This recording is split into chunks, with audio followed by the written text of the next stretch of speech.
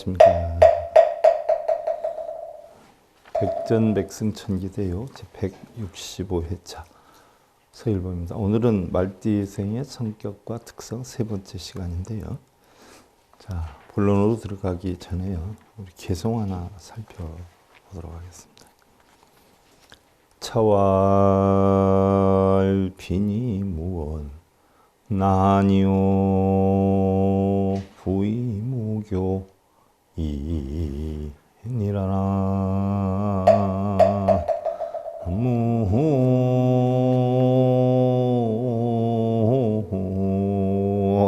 무미가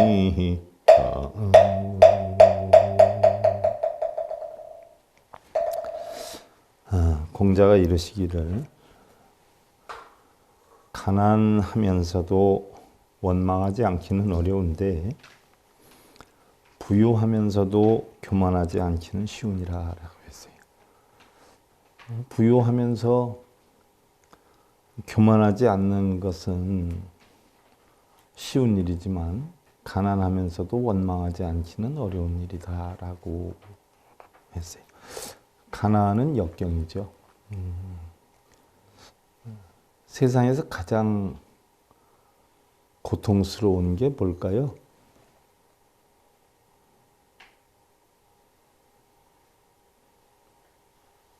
부처님은 우리 고통은 집착으로 일어난다.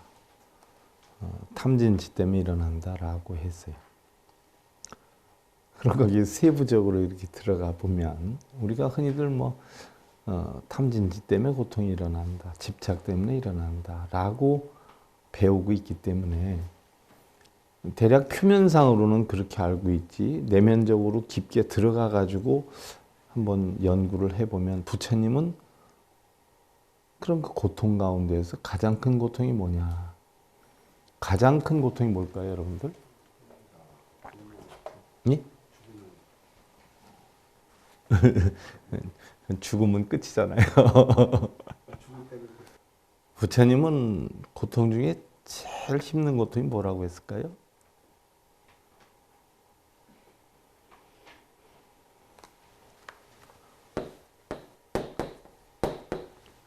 가난의 고통이라고 했어요. 심지어 우리 거사님이 죽는 고통이 제일 심하다라고 표현을 했지만 죽는 고통보다 더 힘든 것이 가난의 고통이다라고 했어요. 가난의 고통은 죽는 고통보다 훨씬 더 힘이 들다라고 했어요. 자, 우리의 고통은 어디에서 와요? 어디에서 올까요? 마음에서 오는데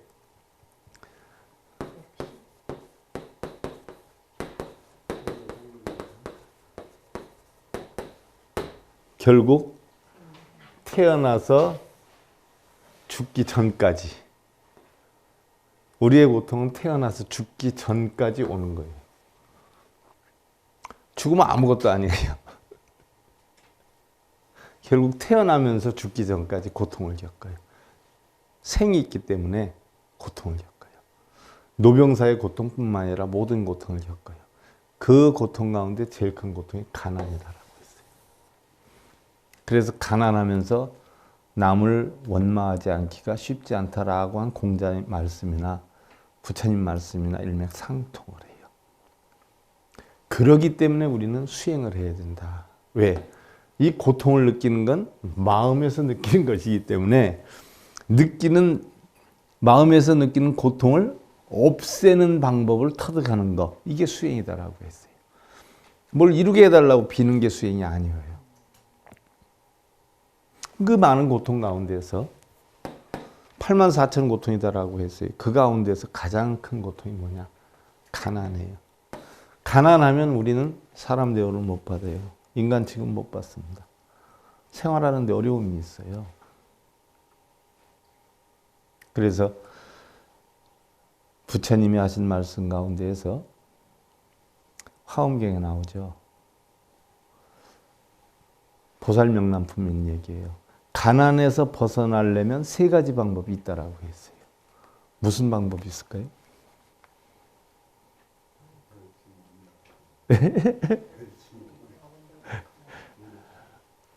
물론 불방일경에서는 가난한 이유는 첫째 뭐라고 했어요? 게을러서 그렇다라고 했어요. 그래서 땅을 일궈서 곡식을 심어서 결실을 얻거나 장사를 하면서 돈을 벌거나 남일을 하면서 품삯을 받거나 가난에서 벗어나는 길은 세 가지라고 했어요. 무슨 얘기인 줄 알겠죠? 땅을 갈아서 곡식을 심어서 수확을 하거나 장사를 하거나 또 남의 일을 해주고 품삯을 받거나. 그런데 대부분의 사람들은 땅도 일구지 않고 장사도 하지 않고 힘들다고 난 품도 안 팔고 나는 왜 이렇게 가난하냐고 하면서 한탄만 한다라고 했어요. 황영 보살명랑품에서. 한번 생각해 보세요. 우리가 힘들다 어렵다는 사람들 한번 생각을 해보세요. 부처님 말씀대로 뭘 얼만큼 열심히 했는가. 첫째는 가난함은 사람 취급을 못 받아. 예를 하나 들어서 돈 있는 사람이 하는 한마디와 돈이 없는 사람 하는 한마디의 무게가 같아요? 달라요? 하늘과 땅 차이예요. 뭐 별것도 아닌 소리를 해요. 무슨 뭐 예를 하나 들어서 교황청에 있는 아무개가 사람들은 평화롭게 살아야 된다. 한마디에 누구나 할 수 있는 얘기예요. 근데 그 사람이 하면 신문에 대문짝만 이렇게 나와요.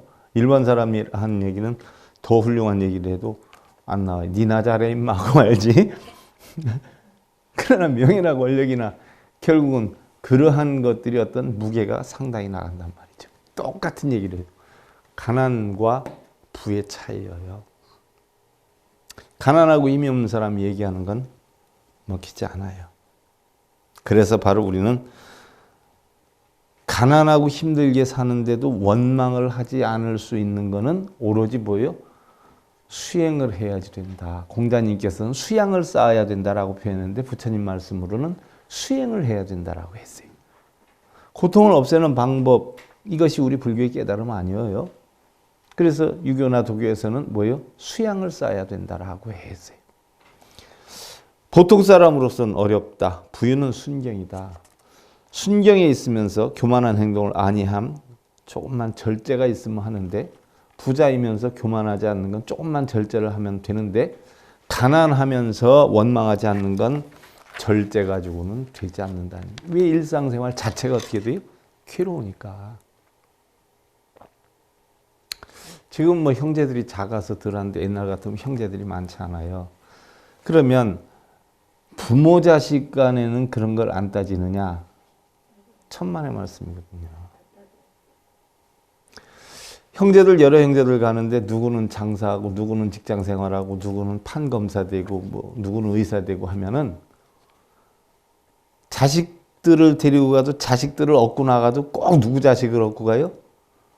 판검사나 의사 된 애들 자식을 얻고 나가. 일을 시켜도 뭐예요? 꼭 판검사나 의사 부인 아닌 며느리들을 시켜요. 왜? 그런 며느리들은 뭐를 해요? 일 대신 뭐를 해요? 봉투로 해결하고. 봉투를 넉넉하게 안 주는 사람은 어떻게 돼요? 뭐 흔히들 몸으로 뗀다 그러죠. 몸으로. 그러니까 명절 때도 보면 조금 명예가 있고 돈벌이가 괜찮은 집 며느리들이 오면 안에서 고스톱 치고, 힘이 없는 며느리들은 뭐예요? 추운데 하루 종일 일만 해요.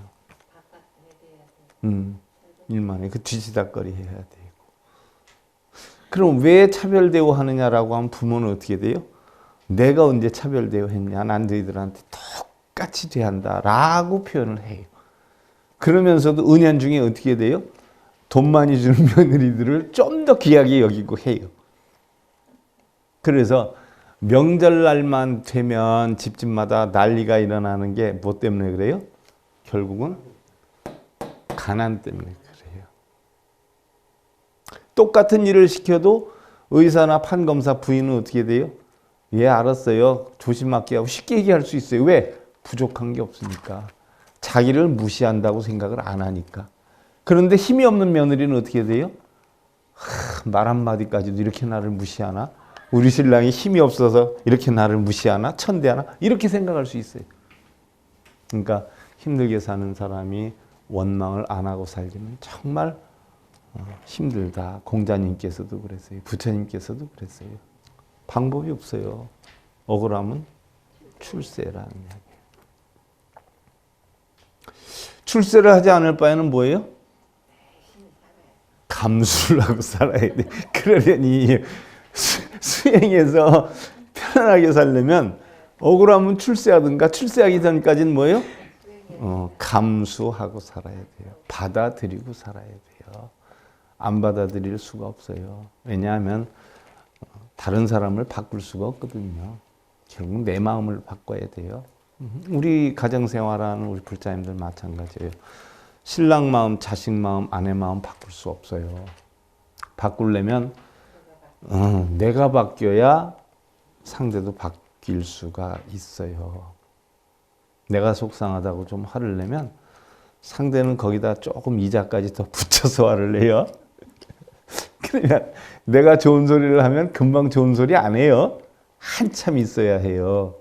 그것이 계속 반복될 때 차츰차츰 녹아져서 하는 것이지 평소의 어떤 습성이 하루아침에 바뀌지 않아요. 그래서 꾸준한 우리는 노력이 필요해요.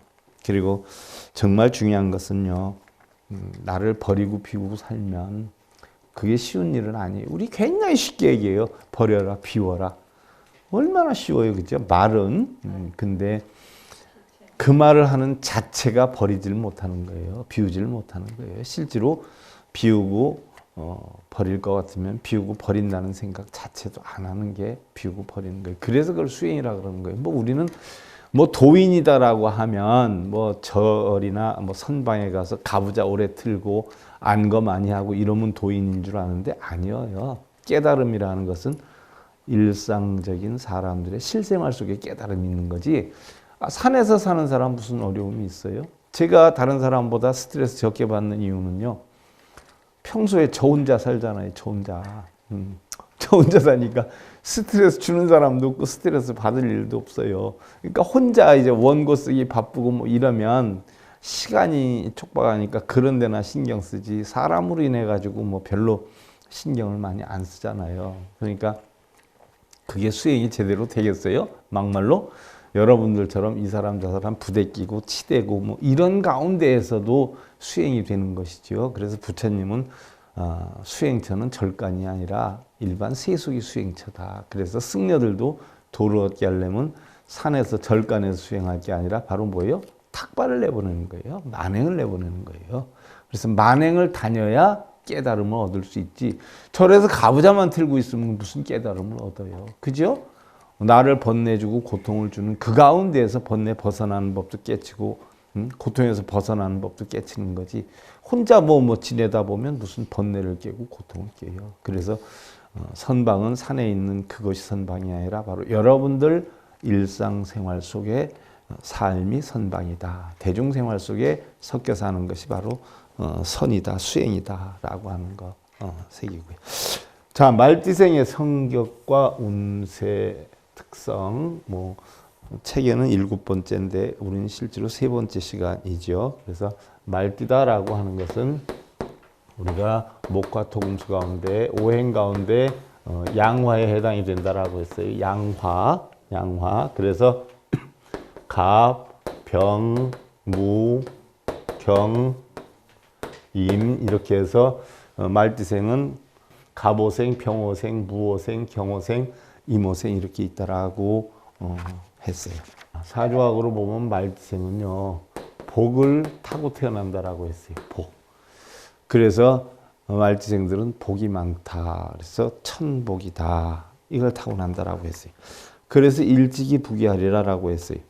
그런데 17, 18살에는 남자일 경우에 예쁜 처녀와 연을 맺을 수 있고 27, 8세에는 복을 입을 수가 있다. 거듭 되는 만남을 범하지 말아라. 반대로 몸에 이롭지 않으리라라고 해 있는데 무슨 얘기냐면 말띠들이 끈에 매서 사는 게 많아요. 끈에 풀려서 사는 게 많아요. 풀려서 사는 게 많아요. 그래서 대인관계나 대외활동이 많아요, 적어요? 그러니까 많으면 많을수록 뭐예요? 인과관계에서 대인관계가 원만하고 활동적이고 굉장히 좋은 면도 있지만 바꿔서 놓고 생각을 해보면 많은 만남이 이루어지다 보니까 해를 입는 경우도 많다는 이야기예요. 그래서 사람들을 반복해서 자꾸 만나는 것을 조금 조심해라라고 표현한 것이거든요. 그래서 이 태생의 사람은 성질은 유유하고 용감하지만 다소 허영심이 있고 또한 세인의 존경을 받지만 고집스럽고 성급하다. 말띠들은요, 이거 뭐라 그래요? 이거 등 위에 있는 거, 목에서 등 위에 있는 거, 뭐 갈기라 그러나요? 뛰면 휘날리면서 뛰어요. 엄청 멋있잖아요. 그러니까 외형적인 면에 조금 신경을 쓰는 편이에요. 외형적인 면에. 또 대인관계가 많다 보니까 조금 외모적인 여건에 많이 신경을 써요. 그러다 보니까 다른 띠생에 비해서 조금 사처형이 있어요. 조금 낭비성이 있어요. 다 그런 건 아니에요.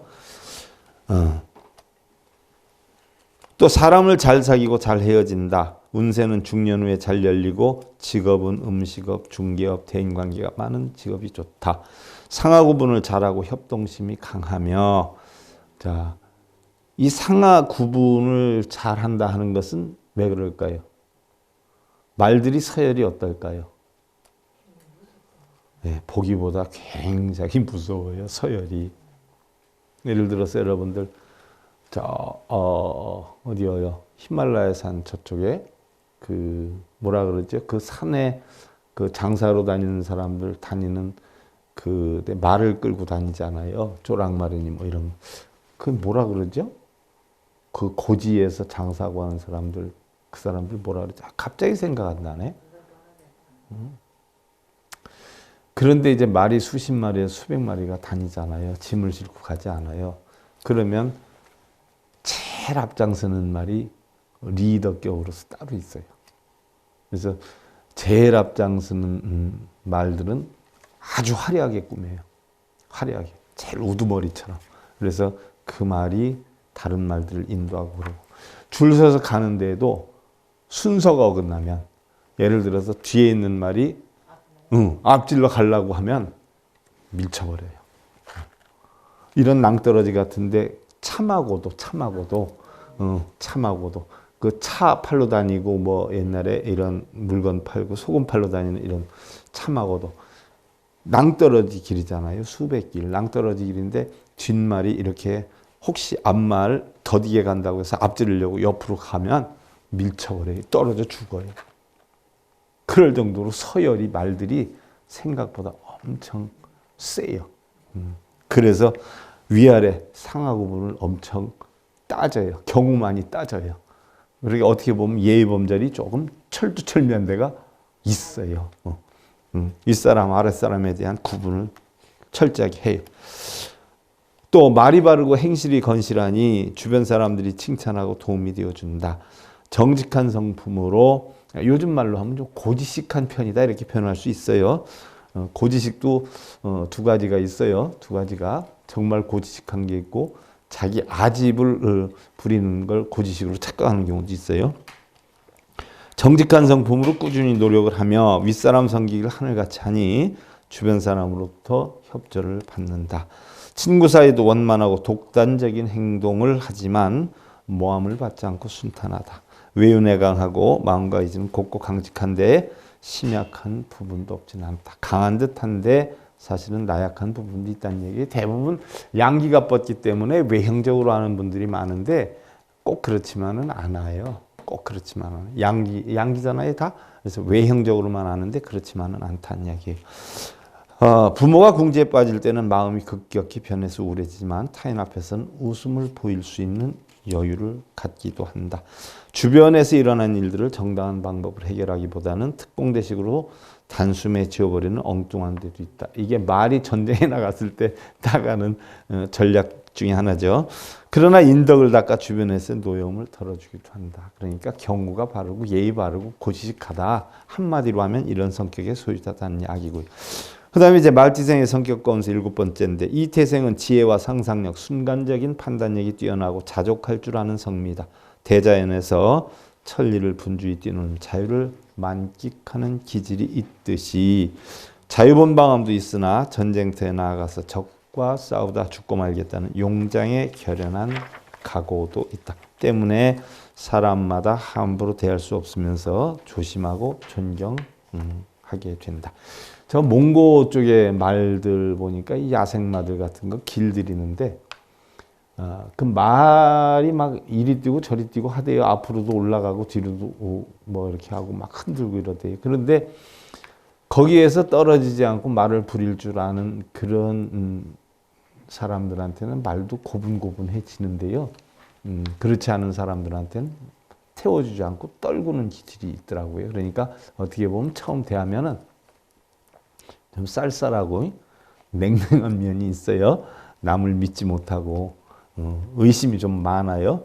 그러다가 이제 적당히 알게 되고 이러면 그때부터 이제 신의를 보여주고 진실돼지고 이렇지요. 결승점을 통해서 질풍처럼 달려가는 기세는 선의의 경쟁력이고 충성심의 발로이다. 그러나 세상사에 밟지 못해서 남의 속임수에 잘 걸려들기도 하고 인정이 너무 많아서 손해를 보는 경우도 있지만 원망하거나 대가를 바라지 않으니 모두가 내 탓이라 여기기 때문이다라고 했는데 말띠가 우리가 정신적인 역량으로 보면 무슨 기운이 내려오죠? 대강 기운이 와요. 대강 기운이 온다는 건 어떻게 돼요? 위협력이 있고 품위, 체면 이런 걸 많이 따진다는 이야기예요. 말띠들이 그런 걸 많이 따지는 스타일이에요. 그래서 남 인식 많이 하고 체면 많이 따지고 조금 자존심이 있고 이런 형태의 기운이 있다. 대감 기운이 있기 때문에 그렇다는 이야기예요. 또 따라 사회와 같은 도량을 지녔으니 마음가짐에 있어서나 행동에 있어서나 양심에 아무 부끄러울 곳이 없는 대장부의 공명정대한 성품에 틀림이 없다. 동문서주하고 자수성가라 천하를 다 활동 무대로 삼으니 자 말이 한 지역에서 있는 경우가 드물어요. 여기저기 많이 돌아다니지 않아요. 그래서 활동 범위가 엄청 넓지요. 엄청 넓다 보니까 가는 곳마다 뭐예요? 자기 스스로 해결해야 되는 부분이 엄청 많아요. 그래서 자수성가를 해야 되는 기운이 많고요. 또 마음속에 늘 한가한 날이 오기를 기다리지만 분주하지 않고선 타고난 복락을 누리지 못한다. 그래서 말이 한 군데서 마국간에서만 평생 평화롭게 지낼 수 있는 여건이 될까요? 잠깐 한때죠. 그죠? 그렇지 않고서는 계속 분주해요. 지금은 뭐 없어졌지만 옛날에 대전만 같아도요. 거기 말들이 엄청 많았어요. 그렇지 않아요? 그 인동시장이 다 쌀전, 곡식전 그런 데 아니에요. 거기에서부터 원동까지 해가지고 차마거리예요. 완전히 그 말 술의 거리. 다 술의 거리였어요. 그 대전 지금 뭐 중앙로에서 인동로 쪽으로 빠지는 그쪽이 전부 인동시장 그 쌓여 있는 데까지 다 말.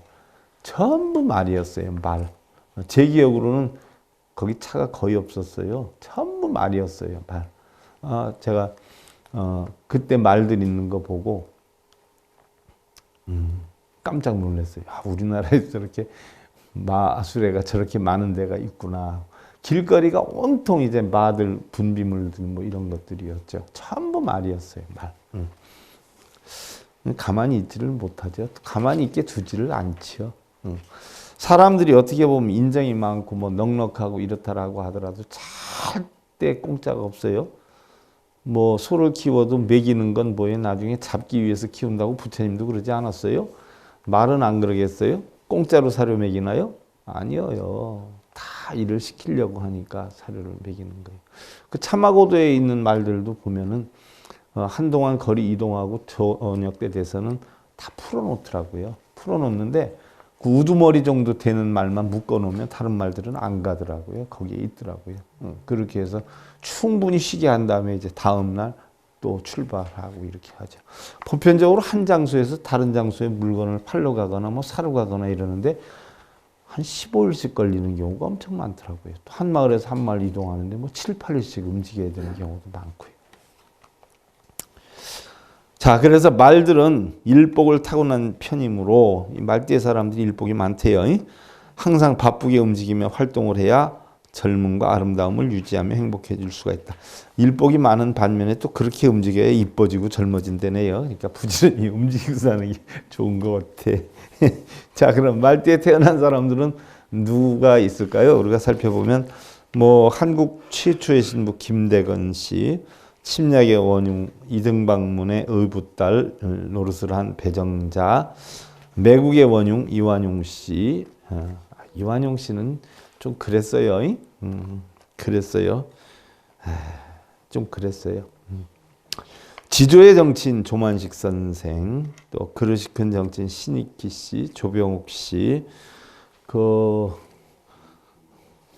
조병욱 씨가 박사더라고요. 미국에 가서 학위 따오고 미국에서 돌아가시지 않아요. 시인이자 정치인으로 공화당서를 지낸 이호상 씨, 가장 유명한 분들이에요. 고려대 총장이었던 유진호 박사, 이 양반도 유명했고요. 문교부 장관 옛날에 했던 민관식 씨, 교육가 배상명 씨, 연극인 김금지 씨, 또 통일아랍국 대통령이었던 혁명가 유명하죠. 나세르, 또 서독 전 대통령 리프게, 소련 실력자 브레즈네프, 미국의 에그뉴 전 부통령, 또 나라를 잃고 미국으로 달아난 월남의 쿠엔카오키 망명을 했죠. 제6공학의 황태자로 군림했던 박철원 씨 기억나실 거예요. 정계 많은 비중을 차지하고 있고, 또 화조 봄의 제전의 음악가 스트라빈스키, 또 독특한 필제를 창안해서 아무도 그를 따르지 못한 서예가이자 뛰어난 금석 학자인 추사 김정희 씨, 거대한 재벌 삼성의 이건희 회장 등도 말띠 태생이라고 한다. 이건희 씨가 아버지가 하던 그 재산을 많이 물려받았지만요, 책을 한 권 유산으로 물려받았다라고 했죠. 그 책. 그래서 이건희 씨도 그 책을 수천 번이나 읽었다라고 하는데, 그 책이 뭔지 혹시 아세요? 논어죠, 논어. 수천 번 읽었다 그러죠. 외국 유학 가서 뭐 학위까지 다 땄지만 아버지가 유품으로서 논어를 주어서 수천 번 읽어봤대요. 옛날에 뭐 역대적으로 뭐 정시가에도 그 논어 책을 굉장히 많이 봤죠.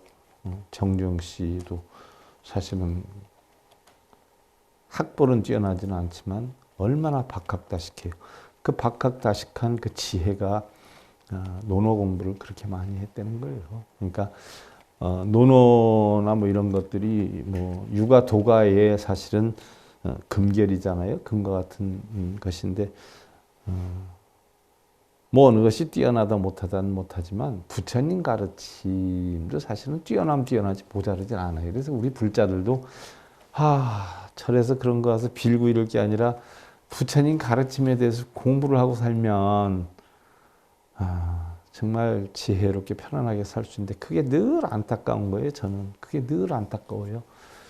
아무리 돈도 좋지만 정말 불자들한테 부처님 바른 가르침 전해줄 수 있는 그런 스님들이 좀 나왔으면 좋겠는데, 그런 스님들보다는 오히려 장사 쪽으로 영악한 분들이 많이 계시니까 올바른 불교가 전파가 안 돼서 그게 늘 속상하죠. 너무 속상하죠.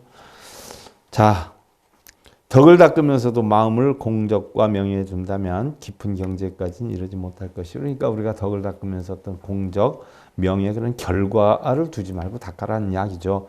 독서를 하면서도 읊조리는 재미나 풍류를 즐기는 쾌감에 둔다면 정령이 깊은 마음에 이르지 못할 것이다. 그러니까 책을 써도요, 뭐 다른 분들은 강의를 해도 장사 속으로 강의하는 사람들 엄청 많잖아요. 그래서 인기가 짱이잖아요. 쓰잘데없는 얘기하고 킥킥거리고 뭐 이런 얘기, 우스갯소리나 하고 꼭 유치원생들한테 뭐 얘기하듯이 하고.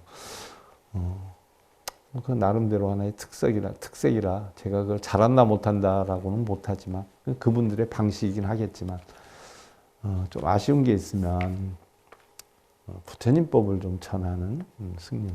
우스갯소리해서 인기 끌지 말고 장사하지 말고 연예인도 아니면서 개그맨도 아니면서 그런 거 하지 말고 정말 부처님법을 좀 바르게 전할 수 있는 또 우리 불자들도 그냥 읽고 쓰기보다는 그 내용에 담겨 있는 것이 무언가를 알아서 자기가 터득해서 실천할 수 있는 이런 여건을 가졌으면 하는 그런 게 맨날 너무 아쉬워요. 그러니까 저는 사실 원칙대로도 아닌데 저도 부족한 게 많아가지고 부처님 가르침을 그대로 전하려고 노력을 하는데 좀 딱딱하기는 해도 그 속에 진실이 있는데 사실은. 자, 마음의 눈이 맑아지려면 행복과 불행은 마음먹기에 달려있기 때문에 일체유심조라고 한다. 우리 불교 용어죠. 열반경에 있는 내용이기도 해요. 하지만 그것을 모르는 사람은 적으나 마음을 먹을 줄 아는 사람 또한 많지 않다. 자, 모든 것이 마음에 있다라고 하는 거 모르는 사람 있어요? 없어요. 다 알아요, 다. 아는데 뭐예요? 마음에 있다는 것을 실천에 옮긴 사람은 흔하지 않아요. 그러나 만족을 아는 사람은 부유하다. 명아죽국이나 비름나물로 창자를 채우는 가난한 사람에게는 청렴결백한 인격자가 많다.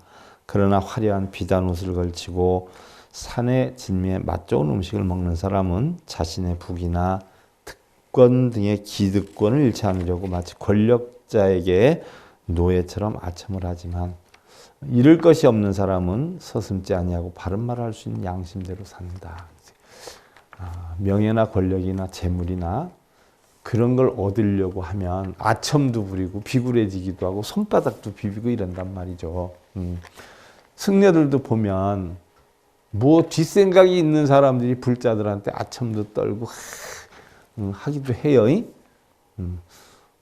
근데 우리는 그런 게 없기 때문에 우리 불자들한테 엄청 제가 딱딱하게 대하죠. 근데 겉으로는 딱딱하게 대한다라고 해도 그 속엔 진실이 있단 말이죠. 진실이. 바르게 알아야 한다는 거. 정말 바르게 알아야 편안하게 살 수 있다는 진실. 진실을 가르쳐 주려고 하지 눈에 보이는 데서 사바사바 해가지고 뭐 이렇게 좀 이렇게 해서 얻으려고 하는 마음이 없기 때문에 그럴 수밖에 없는 거예요.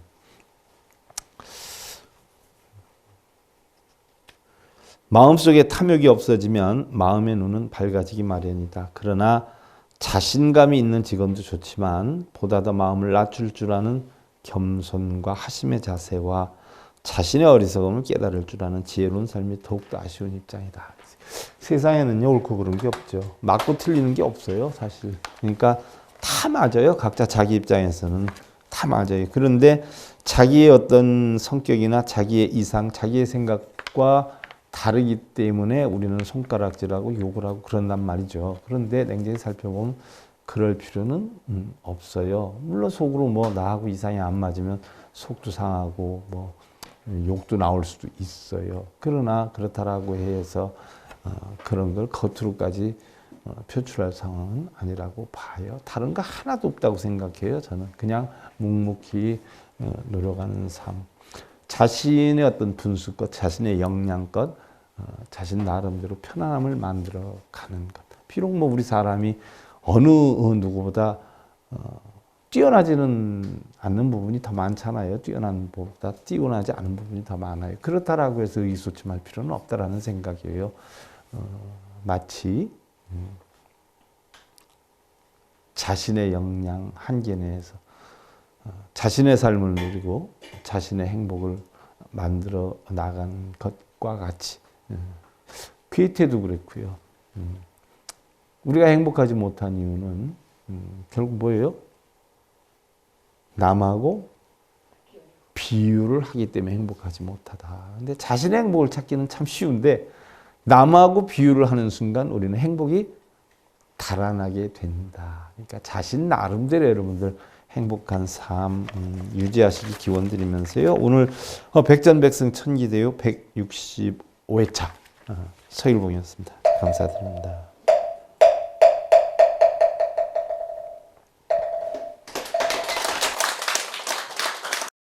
행복으로 가는 징검다리에 서길봉 스님이 여러분들을 초대합니다. SIB 불교교육대학에서는 더 듣다, 생활 속의 천수경, 달마대사 성관법, 현대생활 불교 법요지,